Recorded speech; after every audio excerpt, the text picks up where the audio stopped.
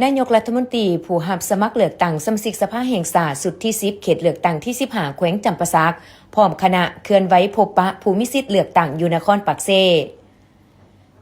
คณะผู้รับสมัครเลือกตั้งสมาชิกสภาแห่งชาติสุดที่10ประจำเขตเลือกตั้งที่15แขวงจำปาสักคณะที่1จำนวน10ฐานยิง2ฐานได้ลงเคลื่อนไหวพบปะและเสนอตัวผู้มีสิทธิ์เลือกตั้งอยู่ที่วานบัตรพัฒนากกเดือนนครปักเซการลงเคลื่อนไหวของผู้สมัครสมาชิกสภาแห่งชาติคณะที่1ในครั้งนี้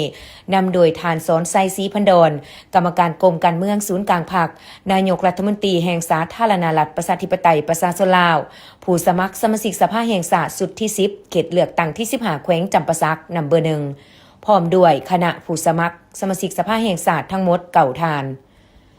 โดยการให้เกียรติต้อนรับของทานสุขวิสัยศรีสมหวังห้องเลขาพรรคนครปากเซ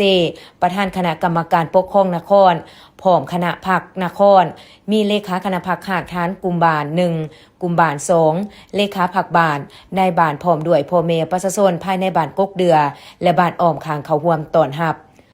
ในพิธีผู้มีสิทธิ์เลือกตั้งได้รับฟังการผ่านประวัติหย่อและการเคลื่อนไหวของผู้สมัครสมาชิกสภาแห่งชาติเขตเลือกตั้งที่15ทั้งหมด20ทานแต่นำเบอร์1หานำเบอร์20โอกาสนี้ทานสอนไซซีพันดอนกรรมการกรมการเมืองศูนย์กลางพรรคนายกรัฐมนตรีแห่งสปปลาวผู้สมัครสมาชิกสภาแห่งชาติสุดที่10เขตเลือกตั้งที่15แขวงจำปาสักเบอร์1ได้มีคำเห็นพบปะเนื้อในที่สำคัญทานได้ยกให้เห็นพระบทบาทสิทธิหน้าที่และความหมายความสำคัญของสภาแห่งชาติการเลือกตั้งสมาชิกสภาแห่งชาติและสมาชิกสภาประชาชนขันแขวง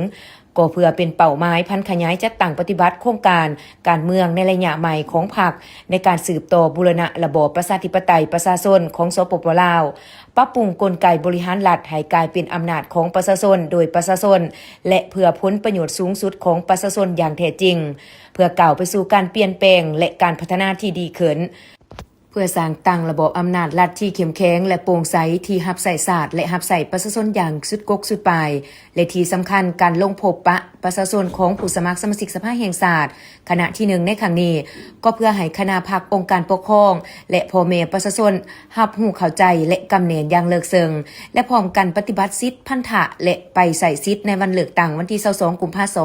2026นี้ให้ครบถ้วนและรับประกันผลสำเร็จให้ได้ตามคาดหมายที่กำหนดไว้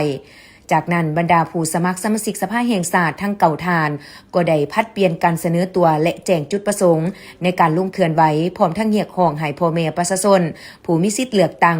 จงพร้อมจิตพร้อมใจกันไปใส่สิทธิประชาธิปไตยของตนในการปอนบัตรเลือกตั้งให้กลายเป็นบุญปังใหญ่ของชาติเพื่อคัดเลือกเอาตัวแทนที่มีมาตรฐานเงื่อนไข